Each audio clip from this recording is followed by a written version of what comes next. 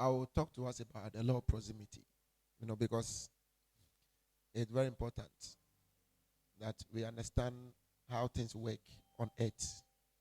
You get it? On earth, we are not dealing with just human beings. We are dealing with both spirit and men. And one thing that we need to understand about the earth regarding both spirit and men is that there's a science to everything. That is why things can be repeated. Satan can cause Adam to fall. He can cause another man to fall. Satan can target a whole lineage and ensure that nobody rises. The reason why it is possible is because it is a science. So, because it is a science, he has the ability to duplicate outcomes. It is in science that there's the ability to duplicate outcomes. Once you're able to catch the formula, you can duplicate the outcomes. So we are dealing with science, even when we deal with the realm of the spirit. And the advantage that spirit have over us is that they know about the arts more than we do. They've studied humanity over a period of time. They understand the makeup of men. Whereas we don't understand. We show up on earth and we think that, all that we know is all there is. But they know the things that can attract a man. They know the things that can move a man. They know the things that can cause a generation to deviate. So when they come, they weave those things into the natural realm. If Satan comes to destroy a generation, he will not come as a spirit. He knows that, okay, everybody loves songs. Everybody loves movies. The things that we love, the things that is natural to come to us. When you see, you might not even think that there's a spirit behind. The things that when you interact with, you may think that, oh, this is in the natural realm. This is just normal. This pertains to man, to humanity. Satan operates from behind the scenes. So when he comes, he understands your psychology. So if the devil wants you to fall, he understands your psychology. He has studied humanity. He will show up and he might not bring something from the spirit realm that you see fire coming from the spirit realm that you will run away and then maybe you just go and enter into prayer. In fact, when Satan comes and he begins to operate, it will take discerning to be able to diagnose that Satan has come. Because he's not going to use anything supernatural. Now, you have been around for a long time. When he came to the garden, it was what he told Adam was not supernatural. It was fruit to eat. And he said that the fruit is nice to eat. When you eat, your eyes will open. He told Eve. It was not like Satan showed up and then threw power. Even though there's a power behind what he does. But he uses what pertains to man. What is natural. So he understands, for example, the art of falling in love. He understands it, so he can use it against you. He understands anger. He understands the natural system that can trigger anger in a man. He understands the natural system that can trigger bitterness. So when he comes, he will engage that system, that order. So if he enters somebody even, what he will do is that he will enter the person for the person to tell you things that will make you angry. Because that's where he wants you to be. If he enters a man, he will enter the person to do things that will cause you to fall in love at the wrong time, in the wrong place, with the wrong person. It is the art of science. Science deals with observation and all of the hypothesis and all of that. It's the same with Satan. He has studied humanity. Satan might not be as powerful as we think he is. You get it? Because of the redemption that Jesus brought, we are put in a higher place above Satan. The Bible says we are seated in the heavenly place, far above principalities and powers. So in terms of power, where we are sitting, we are above him in the name of Jesus. We stand in the authority of Jesus. But the advantage he has is that he has studied humanity, human behavior. And he knows what to do without power. I mean, if you are hungry and they bring you food, we don't need power to manipulate you. Do you get it? We just have to convince you that this is food and it is nice. So the enemy shows up through those things. But I want to talk to you about the law of proximity. Because it is one of the ways that sometimes the mighty men and women can go down. Are you a mighty woman? You can go down by the law of proximity. Samson went down by the law of proximity. Okay. Now, falling in love is a science. There is the spiritual aspect of it. But like I said earlier, whatever is spiritual still has a science to it. That is why it can be repeated. That is why the outcome can be repeated. Witchcraft, there's a science to witchcraft. There's a science to divine healing. Because we have studied the arts and we can replicate it again and again. We have studied the art of communicating the power of God. And there's a science to such study. So falling in love too is a science. And anybody who understands that science can repeat it again and again, anywhere that person goes. Now, first of all, they call something love at first sight, right? Now, two people cannot fall in love, at least, except if they have met. You can't fall in love with somebody you have not met. So to fall in love with someone, you have to meet the person. You have to probably get close to the person. Because it will have to resonate on something, to have to hang on something. There will be what we call liking before you fall in love. You will like before you fall in love. Huh? So the law of proximity is letting us understand that for two people to become affectionate towards each other, they have to be close in time and in space. It states that two people cannot fall in love until they are proximate. They become close to each other within a reasonable time frame.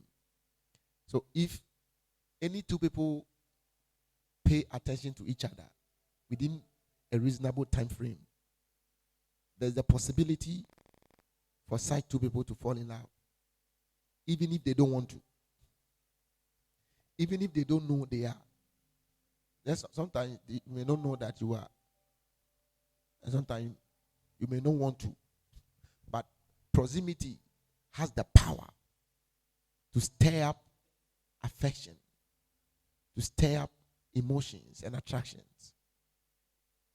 And this law of proximity is not really interested in whether the person is right or wrong, whether the person is your age mate or not your age mate, whether the person is from the tribe that you want or from a tribe that you don't want. In fact, you can even be two enemies. If you leave two enemies in a dungeon, it is proven. You leave two enemies, two people, one from maybe two tribes that are fighting each other, and you leave the two of them. If they don't kill themselves at the initial stage, and they stay in that dungeon together, they may start as enemies. But if you leave them and you come back maybe in the next 1 month or 2 months, or maybe within a reasonable period of time, you may find out that the two of them have become two friends. Why? Proximity. It is the science behind falling in love.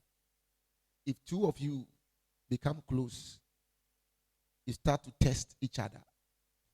You start to call each other. Any level of closeness that you establish, whether talking at work, let's say she's your boss at work, you go in and you guys start talking. When you close, you are coming to the house and you are talking. Maybe when you reach the house, you call or you test that I've reached the house. What is going on is that the law of proximity is going to take over from there. And what will happen is that because you guys have come that close, you may not even like the person from the beginning. The person may not be what you want from the beginning. But that closeness is going to cause an emotional stirring to take place. And what will happen in the long run is that you may find yourself in love with each other. Have you been there before? Has it happened to you before? He said, yes, Daddy. It has happened to the guy before. What about you? The law of proximity. What about you? Now, that is the science behind falling in love. Okay, and in our lives, what we ought to do is to apply the wisdom of God in every given circumstance. Now, the reason why we want you to understand this is that if we don't learn to control the process from the beginning, it will be difficult to control it later. You get it? Because anytime that you attempt to get close to somebody, you have to know that you are engaging a law that has the power to consume you. Anytime two people find themselves getting close to each other, it doesn't matter whether the two of them are married to different people or not. It does not matter. Whether one is married, one is not married. It doesn't change anything. The law of proximity is stronger than the powers of your will. The only advantage you can have is that you stop it before it takes effect. Because falling in love has the power to control the souls of men. And when you allow yourself to get close to somebody's husband or somebody's wife, somebody's beloved, to your boss, or to somebody that you think is not good for you, is not right for you, and then you permit that kind of connection to continue, that kind of communication, the person start to call you, you don't decline, you allow it, and you may say, oh, we are just friends. You don't know what is going on. There's a law called the law of proximity. Sooner than later, it is going to hook you. Nobody who did what was wrong wanted to do it from the beginning. Nobody who fell in love with the wrong person wanted to do so from the beginning. But a law was allowed to take effect. Are we here? I said the law of proximity is a universal law. It means that it has no boundaries. You may say, I don't like white man. A white man. I don't want to marry a white man. I don't want to date a white man. And then maybe one white man comes to your workplace, and then you exchange contact, and then you start to call you, you chat, because you know you don't like white man. The thing you can do to help yourself or to help the situation is that you have to decline, prevent proximity from setting in from the beginning. Because when you don't prevent it and then it's setting, when you continue that conversation, testing what happened, calling, all kinds of chat going on, if you allow proximity to set in, what you said you don't like, you will like. It is going to trigger affection.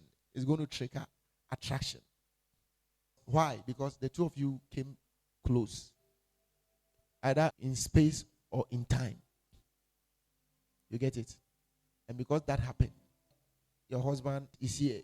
Your husband, the person you married was somebody who is here. It is the law of proximity.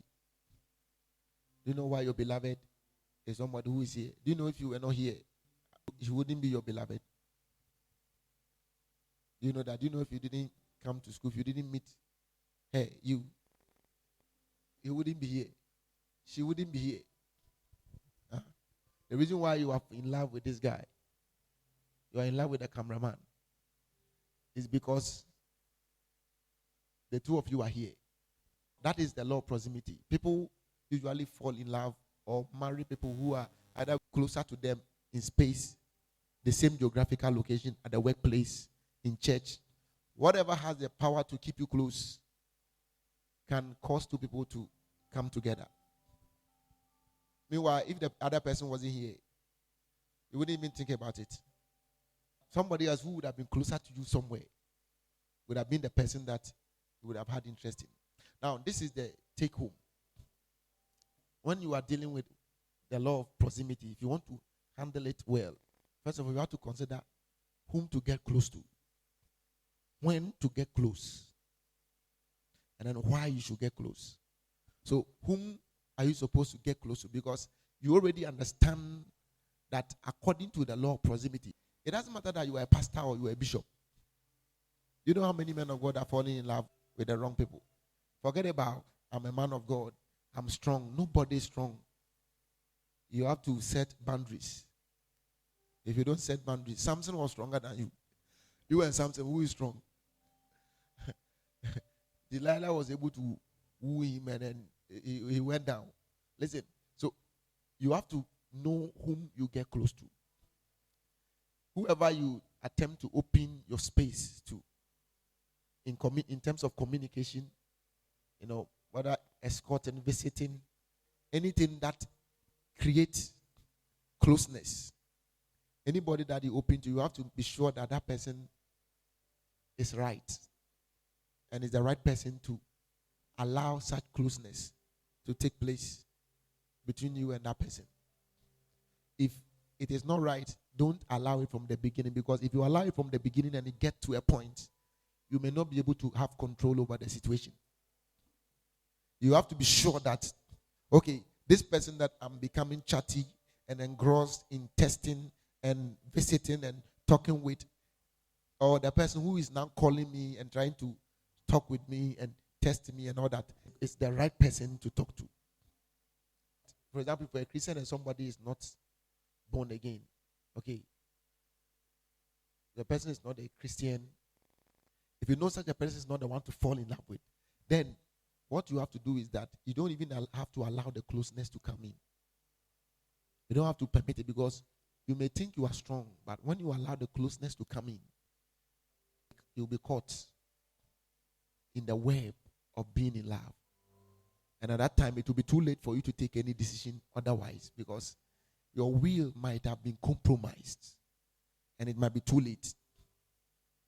So whom you get close to is important. You have to do all your studies to be sure that if I'm going to open up to chat and to talk and to engage in any sort of closeness, whether in conversation or in chatting or in visiting or anything that brings you closer continually, the person that you are doing that with is the right person. So that if you fall in love, you will not fall in love with the wrong person. Because if the person is not the right person, the law of proximity doesn't care that the person is married or not married. The person is in a religion that you don't like or you like. It doesn't care whether the person is good for you or bad for you. What the law does is that once you allow the closeness to take place to a certain point, once you allow proximity to have its place over a reasonable period of time, you are going to fall in love. The two of you are likely to fall in love. And when you fall in love, you may not be able to control what happens from there. And it may be too late for you to now make a decision regarding the person. The first is who. When. Right? When. When means that you know that this time is the right time for you. Sometimes you talk to some of the level 100s, they came to school and then they have wrongly gotten close to people.